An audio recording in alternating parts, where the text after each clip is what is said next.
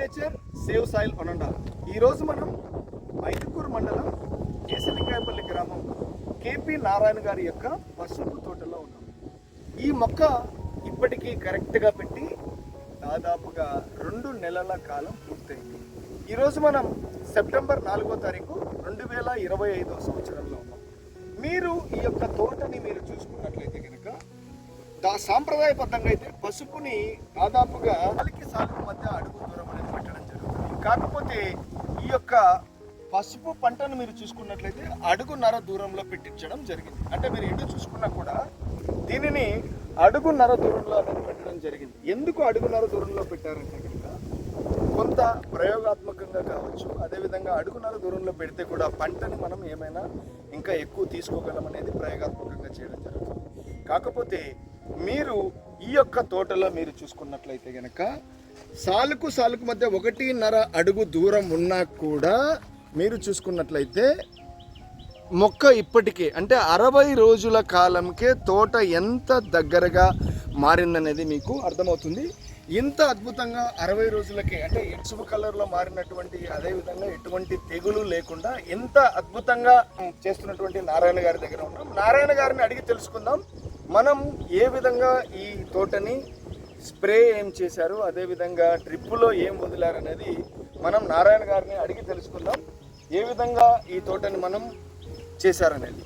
Sir Narayana గారు, మీరు పసుపు ఎన్ని సంవత్సరాల నుంచి వేస్తున్నారు ఈ ఏరియాలో? మా నాన్న నుంచి వేస్తున్నాము. నాలుగు అనుభవం వచ్చిన నుంచి 25 సంవత్సరాల నుంచి పసుపు వేస్తున్నాము. సో 25 సంవత్సరాల నుంచి పసుపు వేస్తున్నారు.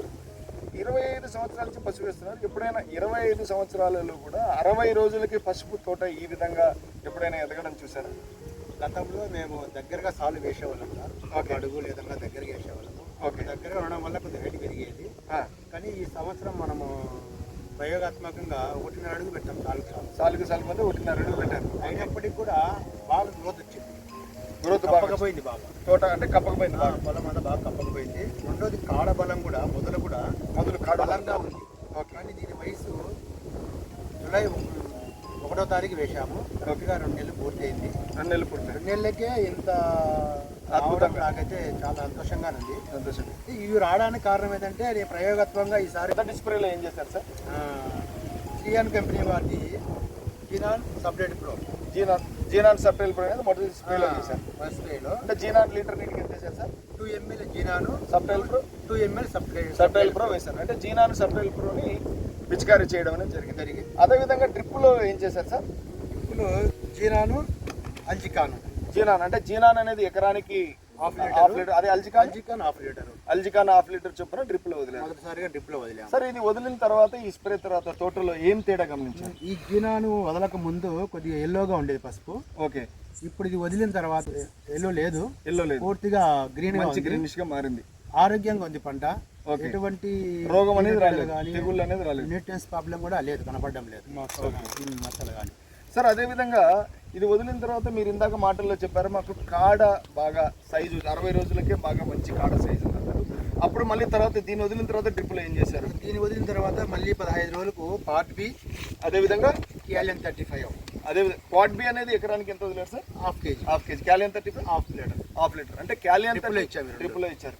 సో ఇది వదిలిన తర్వాత కాడ మంచి బాగా వచ్చింది. గ్రీన్ కూడా బాగా పెరిగింది. ఇంకా అంటే గ్రీన్ తగ్గలేదు. ఇప్పటికి ఇచ్చి కూడా 10 days అయింది. ఓకే సార్, 10 days అయింది, బాగానే ఉంది. సార్ ముఖ్యంగా వర్షాలు పడినప్పటికి కూడా ఎక్కువ వర్షాలు పడినాయి ఈసారి. ఓకే. వర్షాలు పడినప్పటికి కూడా తగ్గలేదు. అంటే కంటిన్యూ వర్షాలు అంటే తెలుసు, ఆల్రెడీ ఆగస్టు నెలలో వర్షాలు అనేది కంటిన్యూగా కొద్దిగా పడడం జరిగింది 2025 సంవత్సరంలో. కాకపోతే ముఖ్యంగా సార్ మీరు ఏం కావాలని కోరుకుంటారు? పసుపులో మీ క్వాలిటీ ఏం కావాలని కోరుకుంటారు? ప్రధానంగా పంట ఆరోగ్యంగా ఉండాలి. ఓకే. దిగుబడి రావాలంటే కింద ఏదైతే మనకు కొమ్ములు అనేది ఏదైతే ఉందో మంచిగా రావాలి. అంటే ముఖ్యంగా రైతులు, పసుపు పండించే రైతులు ఎదుర్కొనేటువంటి సమస్యలు ఏంటంటే కొమ్మ అనేది కుళ్ళిపోవడం అనేది ఉంటుంది. లోపల కొమ్మ కింద భూమిలో ఉన్నటువంటి ఆ పసుపు కొమ్ములు ఏదైతే ఉన్నాయో అవి అనేది కొంత కుళ్ళిపోవడం అనేది జరుగుతుంది. అదేవిధంగా ముఖ్యంగా సైజ్ అనేది రావడంలో కూడా కొంత రైతులు భంగపడడం. మీరు ఇవి వాడిన తర్వాత కూడా మళ్ళీ భవిష్యత్తులో ఈ తోటని కంటిన్యూషన్లో కూడా మీకు వీడియో తీసి చూపిస్తాం. ముఖ్యంగా పసుపు రైతులు ఏదైతే కొమ్ము భూమిలో సైజు బాగా రావాలనుకుంటే కనుక మీరు ఎప్పుడైనా సరే కొమ్ము బాగా సైజు కూడాలనుకుంటే శ్రీయాన్ కంపెనీలో కలర్స్ అనేటువంటి ఒక ఉత్పాదన ఉంటుంది. ఈ ఈ కలర్స్ అనేటువంటి ఉత్పాదనని ఎకరానికి కిలో చొప్పున మీరు డ్రిప్లో వదులుకున్నట్లయితే కనుక మీకు కొమ్ము అనేది మంచిగా లోపల భూమిలో ఉన్నటువంటి ఆ పసుపు కొమ్ములు ఏదైతే ఉన్నా మంచి సైజు అనేది రావడం జరుగుతుంది.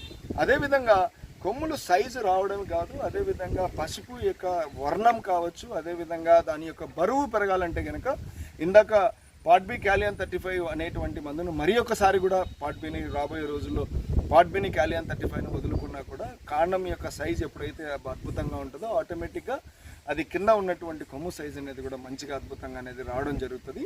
అదేవిధంగా ఈ యొక్క క్యాలియన్ 35 అనేటువంటి దానిని డ్రిప్లో వదులుకున్నప్పుడు ముఖ్యంగా తనకు పసుపుకు వచ్చేటువంటి మేజర్గా ఆకుకు సంబంధించినటువంటి చాలా తెగుళ్ళు వస్తుంటాయి. ఆ తెగుళ్ళని తట్టుకునేటువంటి శక్తిని కూడా మీకు ముఖ్యంగా ఉపయోగపడుతుంది. పసుపు గురించి ఇంకా మరిన్ని వివరాలు తెలుసుకోవాలనుకుంటే మీకు స్క్రీన్ మీద కనబడుతున్నటువంటి శ్రియాన్ కంపెనీ వారి నంబర్కి మీరు కాల్ చేసి మీ యొక్క పసుపు పంటని అద్భుతంగా పండించుకోగలరని తెలియజేస్తూ ఇంత మంచి ఇన్ఫర్మేషన్ ఇచ్చినటువంటి ఏదైతే కేపీ నారాయణ గారికి ధన్యవాదాలు. అదేవిధంగా ఈ యొక్క శ్రియాన్ కంపెనీని మీకు పరిచయం చేసినటువంటి Bharat seed company Arjun sir గారికి కూడా ఈరోజు సార్ తోట విజిట్ చేయడం జరిగింది. సో ధన్యవాదాలు, థ్యాంక్ యూ సార్. మరి యొక్క అంటే మీరందరూ సౌలభ్యంతో అందరికి ఇదితో మనందరం కూడా రైతులకి ఇంకా అద్భుతమైన సలహాలు సూచనలు అందిస్తూ ముందుకు తీసుకెళ్లాలని ఈ వీడియో చూసిన ప్రతి ఒక్క రైతులకు కూడా ధన్యవాదాలు తెలియజేసుకుంటూ థ్యాంక్